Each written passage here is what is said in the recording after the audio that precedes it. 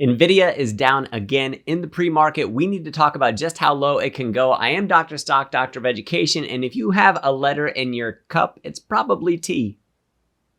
No letters in my cup. This isn't tea, it's coffee. Let's get right into it. So first, let's take a look at the pre-market heat map here for the S&P 500. There's Nvidia right there, around 4% down. Talked about that in my video yesterday that we could see a further drop, and here it is today. Take a look at the Nasdaq 100 heat map as well. Again, broad market selling here, and if we move to the Russell 2000 stocks, there we go, and we'll adjust this down a little bit so we can see a little bit more. You can see a lot more red than there is green right now, so today could be a little bit of a painful day. Then we need to look and see where that bounce is. Now, if we move over to the Qs, and there we go. I have this thing marked up for you. If you've been watching my videos, you'll know that they've been on here. 20-day moving average support. We are down near that in the pre-market hours already. So kind of a painful day. And we actually had some indications like that bearish engulfing candle that's right there. These long top wicks that we had yesterday. The fact that we hit this trend line resistance, and you can see that better if we go down to something like the hourly chart. You can see where we were finding those tops before. And in the pre-market, we even got rejected off of that again, signaling that we could possibly sell down a little bit more. Now, mind you, something is eerily similar to last year. So let's go back out to the daily chart and we'll reset that view and let's scroll backwards. And I can even see the candle. It's right here on July the 19th. So about middle to late July, sort of where we're at right now on a Wednesday, selling down. Man, oh man. Like we sold down about to the 20-day back there as well. So I don't know if we'll find that support there, but this thing didn't stop dropping from the 19th of July. So let's go to about where the close is there, and we'll go to about where the bottom of the market was.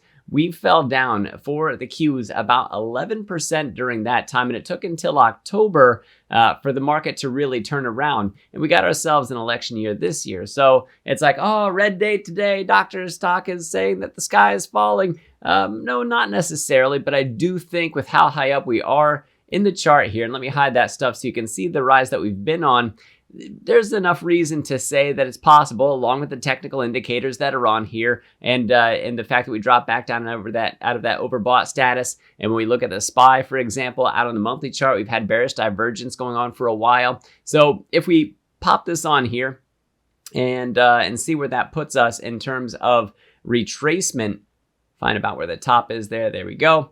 And we're not even down here all the way to this 23.6 level on this one from the time that we started the run until we peaked out on the run. So if this is something that we are going to sell off on, this bigger bull channel that we have would actually take us down to about that 50-day support between now and September, October sometime. And that doesn't mean that we correct now. That doesn't mean that we can't run higher, because where exactly do we find ourselves? Well, we find ourselves in a bullish position still in the market. So just because this morning's red and we have a little bit of yuckiness going on, especially with Nvidia leading the way as far as the Qs are involved, I think there's a possibility that we could tumble a little bit more in the near term starting today and maybe kicking off through the rest of the week. And I do think that there's going to be a significant bounce that could come of it. But we have been saying for a while, I know that I have, other YouTubers have, other economists have, talking about the potential that we have a further sell sometime during this quarter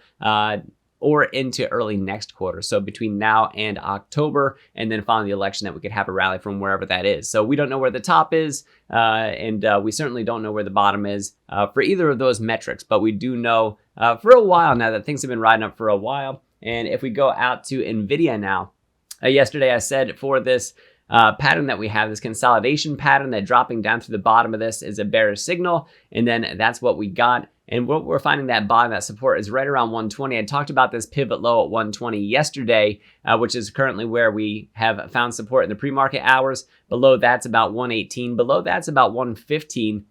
After 115, the bottom kind of falls off on this a little bit. And I think it would be nice over this time between now and an election time to see Nvidia drop down below $100 per share, because I believe that that is still a load zone as I stay bullish on Nvidia. So we'll see how low this thing might happen to fall on us. If it is something that's going to fall significantly, getting down near that $100 mark would be, in my opinion, a favorable thing for a long-term investor, because I would like cheaper shares. I certainly don't like paying for those prices between 125 and 150, where I think my 12-month price target still stands, and I think that we got there a little bit early, got a little bit frothy on this thing, and we really do need to hear about their earnings that are later in August, because their fiscal year doesn't end, or their fiscal quarter, I should say, doesn't end until the end of July. So they don't report with a lot of the other big tech. They're usually the last of the biggest cap companies, the largest cap, the mega caps, to really come out and report for us. So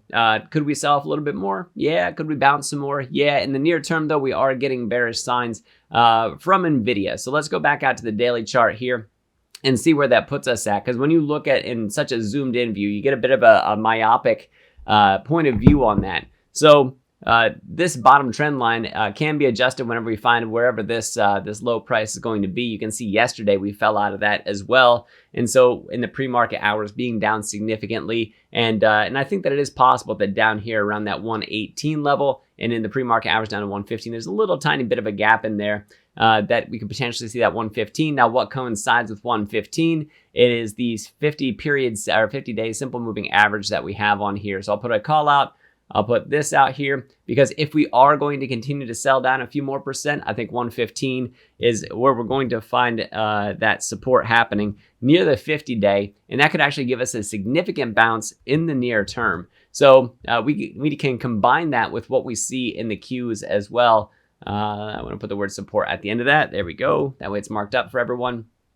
Perfect. So if we do sell, I mean, it's like, but usually you get a pretty darn good bounce off of things like the 50-day and the 200-day, such as back here where we were riding along it for a while and then really broke up off of that, sold down, and then peekaboo down through it. And I said, if we can retake the 50-day, it's going to be very bullish for us. And it was. And then earnings happened. Then it really was. And so now correcting a little bit, coming back to it, I think could give us that next bounce opportunity if we do sell down that low. Intel, by the way, Intel moving up, I believe, because it's a domestic infrastructure play. So Intel is going to get some love in the near term, most likely. At least that's what I suspect it is. I haven't seen any other news for Intel. And so this is one that if they continue to build out U.S. infrastructure and sort of take away some of that China risk that's out there, and what Trump had to say about U.S. or Taiwan paying the U.S. to protect them, so that way it kind of protects our interests with the semiconductor space and everything, kind of triggering a lot more of this selling off, if you will, this correcting that was due anyway. And because it was due anyway, that's something that can magnify the effects. But Intel popping off in the pre-market hours, and you can see if you look at the other pre-market hours where we have this bluish and yellowish colors, that here that these are pretty darn significant levels that are like regular intraday hours besides the opening and the closing hours of it. So we don't have a lot of that to see in all these other pre-markets. So I think that this is a significant move with this spike that you have. This is confirmation of bullish momentum. We might pull back at the open. By the time you watch this, it probably already happened. But that's something to watch for Intel. I think this is one that could pay out very handsomely over time, and it's been overdone for a while. We do have the 200-day that we're still below, which is still means that we're in bearish territory, although we're above the 50 here, which is starting to take on a positive slope for us. We do have room up to that 200-day at about $39 per share. So if we are going to continue to appreciate, and that actually looks a little bit like a bit of a bull flag that's coming out of here right now. So we can actually slap some technicals on here for you as you watch this take place. So there would be our flagpole. And if we're going to break out today off of that, then we can grab that, and our breakout would be out here. And you can see that even puts us near that $39 to $40 range. So maybe we get another 10% appreciation on Intel in the near term. It could definitely happen. We'll watch for that volume confirmation to come out of this. It is in bullish territory as per the daily RSI. Let's see where the weekly's at. Just real quick on this one, we are nearly crossing 50.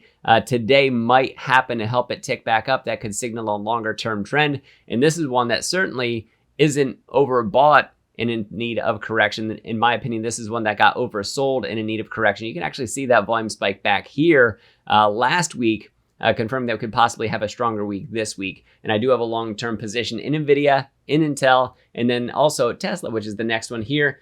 Tesla is certainly feeling some of the pains of the broader market sell in the pre-market hours here, down to 250.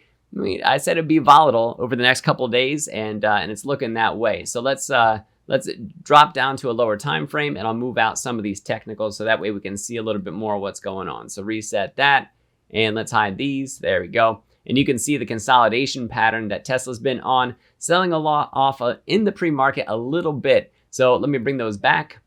And we need to watch the breakout through this bottom trend line. And I'll zoom in so you guys can see it might be a bit of a bearish day for Tesla. We got to watch and see. It could bring us down to 245 or possibly even as low down as 232 in the near term over the next several days. So I'd be watchful for that. And if we swing low into earnings, that can actually help us be more bullish for earnings. Just to put that out there, and their earnings are next week. So be on the lookout for that. And finally, I'll let you go with a look at Bitcoin. Actually, two things that I want you to know. First of all, if you want to see my buys and sells, it's available over at the Patreon. You can check that out.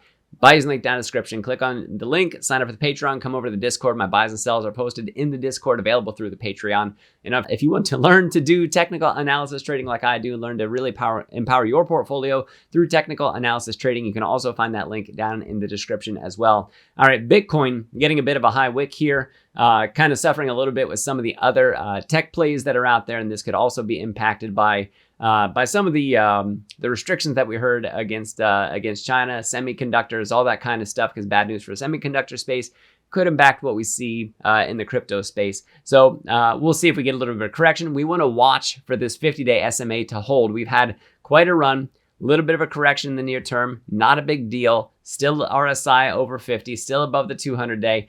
Watch for that 50-day support to hold. If we fail to hold on to that 50-day support, we could possibly sell back down. Then we're looking for where we catch support right around 60,000, which is also right near that 200-day. So Bitcoin, not flipping away from bullish on it yet, but it is something that we want to have caution over. Crypto space, very volatile. And let's use some Fibonacci just real quick just to see what puts us from this most recent peak that we have down to, I think that's the low. Let me move this out of the way. Yeah, we got that. And we had just popped the 61.8 Fibonacci retracement level. So it is possible that we find resistance there near term. And then we want, like I said, we want to watch that 50-day. We also have the 50% Fibonacci line as well, at about 62.8, just shy of 63,000.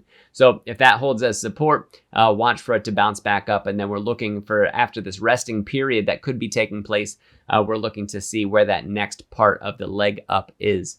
All right, guys. So I'll let you go. Remember, if you want to check out more of what I have to offer, check out the link for the Patreon. Join me and my community members over at the Discord. We'd love to have you over there, and grab that technical analysis trading course if you learn to take your trading game to the next level. Thanks, guys, for watching. I am Dr. Stock, Doctor of Education. Remember, my friends, that learning is earning, and we'll see you in the next video.